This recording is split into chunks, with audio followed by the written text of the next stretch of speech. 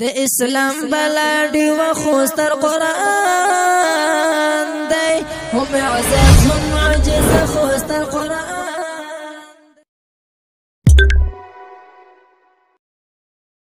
د دې ملګری پوښتنه ده چې د تقلید او د فهم د سلف په منځ کې څه فرق دی. جواب دا دی عزتمند ده، تقلید هغه دې ته ویل شي د یو عالم خبره منل بغیر د دلیل، قبول قول بلا دلیل یا قبول قول بلا حجه. داسې مختلف عبارات دي د علماو. د یو عالم او یو مجتهد خبره منل بغیر د حجت نه او بغیر د تپوس نه، تپوس به نه کې چې ستاسو څه دلیلو بس داغي خبره به معنی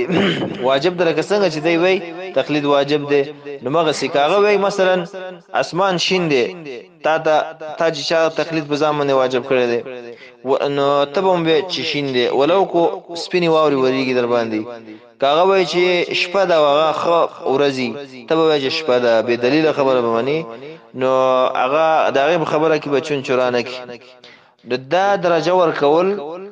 چې داغه خبره په ځامن واجبول به دلیل اره خبره منل دا د الله د پیغمبر علیه السلام درجه ده. د پیغمبر درجه هغه امتی ته ورکول ځکه د الله پیغمبر خبره هغه به تا واجب ده او فرض ته لازم وته بغیر د چون چرانه او بغیر د تپوس دلیل نه. د څه بنوي چې د الله پیغمبر وی علیه السلام چې دا کار رسي وکړه ته به وته چې د الله رسول الله صلی الله علیه خبره باندې نه داغه خبره واستامنل دا بستاکاری او یسلم تسلیما. نو دا دغه درجه نبوت درجه ده که سړی به سوچوږي سړی مجتهد تور کوي. او بل دا خبرم ده چې د سې تقلید سره به ځامن واجب کی نو دا ټول علم دا ټول دین دا خو یو امام سره نه دی چا پلارم دا دعوه نشي کولای شي ټول دین د الله د پیغمبر هغه امام ابو حنیفه رحمه الله سره. غړ دلیل دا دی چې خپل د امام ابو حنیفه رحمه الله شاګردان چې کوم دی هغه مشهور چې دغه مذهب خور کړي خاص شاګردان د وزیران لکه د بادشاہ وزیران چې امام محمد امام احمد ابو یوسف او هغه وسره خاص کر امام محمد درې مې فقہ کې وسره مخالف دي. د امام ابو یوسف د فقہ کتابونه وګورئ صاحبانو د سویل لغه د سویل دي دا ولی خپلته دلیل په وجه باندې وسره هغه نختی دي. امام صاحب ستاره خبره کمزوري ده نو که چیرته دا پورا دین او علم هغه سره وي دا ول مستر خپل شاګردان نه نختل د سیو امام سره واځي دا نه امام شافعي دا لوی لوی امامان دي چې واړه خلک نه دي. مطلب دا چې ټول دین دا وسره نه نو چې هر کله ټول دین سړي سره نه نو ته څنګه هم د سوي چې په دې باندې دا تقلید واجب دی او دا بسرب کې دا غټه خطا ده. دا بیل خبره چې بدعتین هغه عوام دوکه کوي او په قسمه حلو باندې او کله دا په دی وجه باندې چې لکه داخله د امامانو ګستاخیانه کوي او صحابه ګستاخیانه کوي او دا کوي خبره به کې هغه ولړي او خلکو زین بدل کې به کې دا زهر خواره کی. حل مهم غرض دا دی چې د تقلید مقصد دغه دی چې د ازکه د خپل وی چې تقلید دا واجب دی واجب هم دغه معنی ده او تقلید تعریف هم دغه دی. اما هر شي فهم د سلف و دی نول دا وره چې سلفونه مراد هغه صحابه دی اول سر کې سلف هغه صحابه دی بیا فسی تابعین او بیا فسی اتباع التابعین دغه سیر اعظم د سید قولونه کې به فرق دی. د صحابي قول د تابعی قول کې اسمان او اسمه کې فرق دی.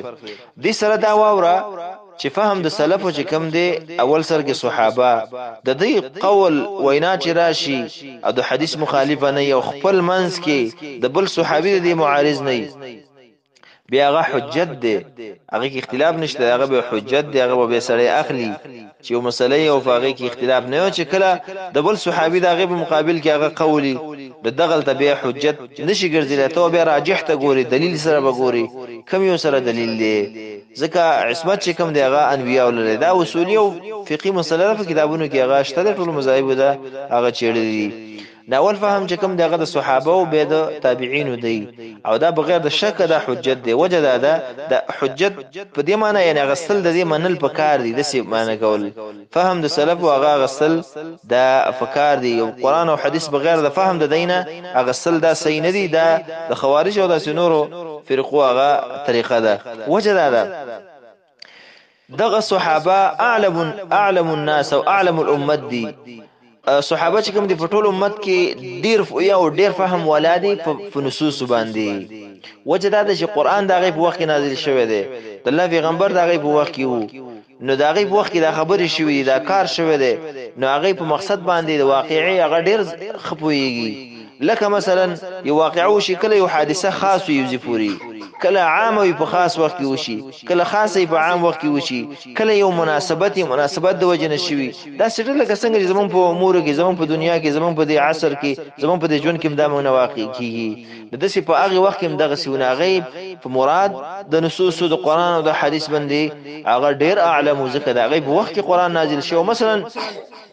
یو مسله یو آیات یو سورت نازل شوی په یو خاص قصه کې یو مسله هغه صحابه ډیر پوهیږي چې دا واقعا او پلان کې د سیو هم دغه رنګ نور معانی او اکثر دغه احکام ناغي په دې باندې ډیر پوهیدل بل دا چې هغه په لغت عربی باندې ډیر اعلم فیو په ټول امت کې ډیر عالم په لغت باندې هغه صحابه نو د قران او د احادیث مقصد بیانول دا هغه سره کوي چې په عربی باندې هغه فوي هغه باندې فوي نو هغه مقصد څه دا په دې جبه کې هغه د شوی دی نازل شوی دی نو هغه په دې مقصد باندې زر پويږي بل دا چې دا را رسول مونږ ته غیده کوم دغه حجت ونه ګرځو منل ونه کو فهم د صحابه و نخلو نو دا خو به غټه خطا ده ځکه دغه قران هغه د نبی علیہ السلام راواغسل د حدیث راواغسل نو واست دا څنګه نه منشي دا نه منې ته بزان خپل فهم وسخلي دا خو غټه خطا ده کنه ته به اوس راځي صحابي ته به تابعي ته به چې دا تاسو کوم حدیث راغسته دا ته چې کوم خبره کې دا استاد نه منم زه خپل اوس کې نه خپل مشنګري غشټاټو مزه به خپل کار کوم دا خو صحیح نه ده ځکه چې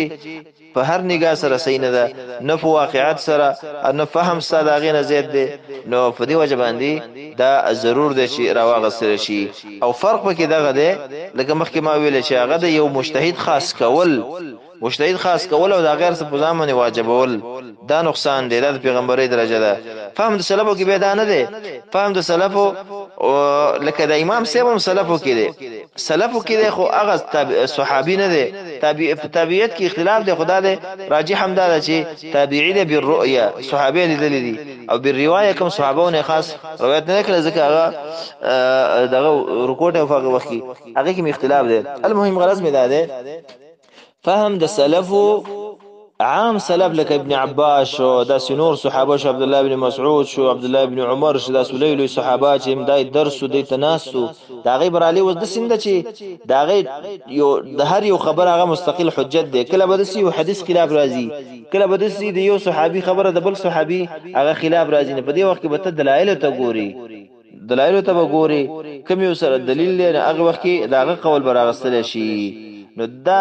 ډیر مختلف دی په نسبت د تقلید ځکه تقلید کې یو سره خاص کول دا غیره خبره منل او په صحابه کې او په فهم د سلفو کې هغه دا چې دغه قران حدیث براله یو به کې یو خبره کړي ډیر کله سکیږي هغه فهم خطا تلی د بل خو خطا کیږي نه د دریم خو خطا کیږي نه سلورم پنځم شپږم واتم لسم سلم د خامخه دا غي فهم چې په مسله باندې د یو حدیث په شرح باندې د آیات په شرح باندې د یو لغت په شرح باندې هغه د راشي اتفاقی شي خپل سړی مني اما هر چی تقلید نه یو کس بسی بزی او هغه به تا واجبې نه بده تپوس کې دا طریقه هغه خطا ده